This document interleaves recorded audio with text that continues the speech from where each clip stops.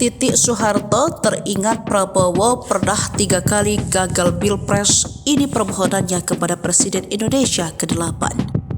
Anak Presiden kedua RI Soeharto, Titik Soeharto, tersipu saat ditanya apakah siap mendampingi Prabowo Subianto sebagai ibu negara setelah mantan suaminya yaitu terpilih sebagai Presiden 2024 hingga 2029.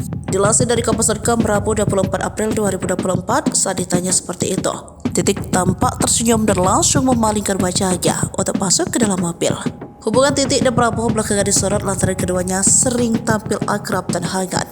Meski demikian, Titik bersyukur Prabowo akhirnya bisa menjadi presiden sebab Prabowo pernah gagal 3 kali dalam kontestasi Pilpres, yakni sebagai Cawapres di tahun 2009 dan sebagai Capres pada tahun 2014 hingga 2019. Kita puji syukur kehadiran Allah Subhanahu wa Ta'ala. Akhirnya Pak Prabowo bisa terpilih.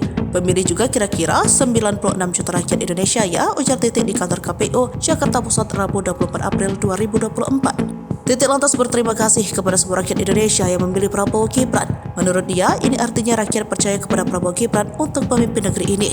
Titik pun meminta mohon doanya dari seluruh rakyat Indonesia agar Prabowo dan Gibran diberi kesehatan dan senantiasa diberi petunjuk oleh Yang Maha Kuasa dalam menjalankan tugas-tugasnya, menjalankan amanat sebagai pemimpin negara Indonesia.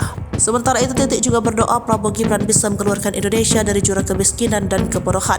Bahkan Titik juga meminta didoakan agar Prabowo Gibran membawa Indonesia menjadi negara yang maju yang disegani oleh negara-negara tetangga. Berpuji syukur kehadirat Allah Subhanahu wa Ta'ala, akhirnya Pak Prabowo bisa terpilih.